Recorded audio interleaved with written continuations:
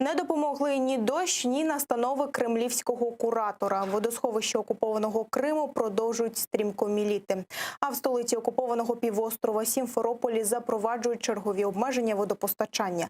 Замість 3 годин зранку і ввечері воду сімферопольці бачитимуть по 2 години в будні та по 4 години зранку та ввечері у вихідні дні.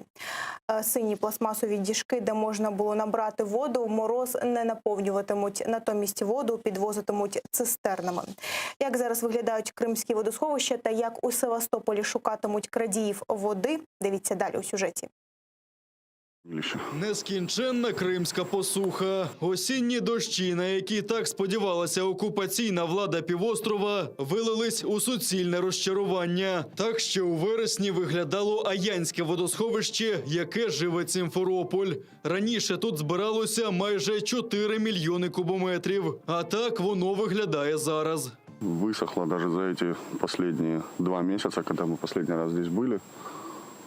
Мы снимали где-то вот с этой точки где-то. И, соответственно, тут еще везде была вода. А це вже Керченське водосховище, одне з найбільших на півострові. До окупації воно наповнювалося Дніпровською водою. А зараз Північно-Кримським каналом сюди перекидають частину води з Тайганського сховища. Действительно, крымские дожди его не пополнили. Оно не пополнилось вообще ни на метр, ни на сантиметр, ни на полметра. Оно только вода еще больше убавилась.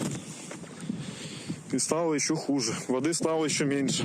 Така ж ситуація в усіх 28 кримських водосховищах. До перекритої після окупації дамби на Північно-Кримському каналі додалася ще й небувала посуха. Для порятунку спраглого півострова у Москві виділили вже 50 мільярдів рублів. Замінити Дніпровську воду хочуть підземною. Знайшли плани ще радянських часів, де хотіли розробляти Бештерек-Зуйське джерело в Сімферопольському районі. Тут планують вирити 5 свердловин і до квітня перекинути воду до Сімферополя. Тепер довбають землю під водогон.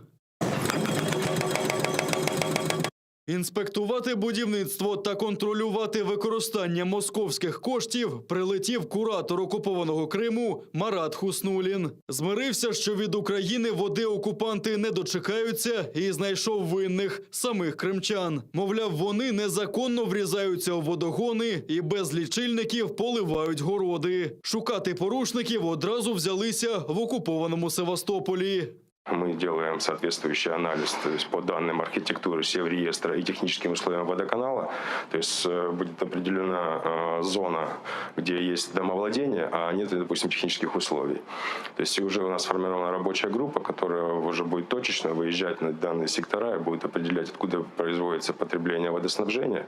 А в Сімферополі вже 3-й етап обмежень у водопостачанні. Тепер у будні вода у кранах містян з'являтиметься по 2 години зранку і ввечері та по 4 години на вихідних. А з першими морозами перестануть наповнювати і сині пластмасові діжки на вулицях, каже окупаційний очільник Криму Сергій Аксьонов.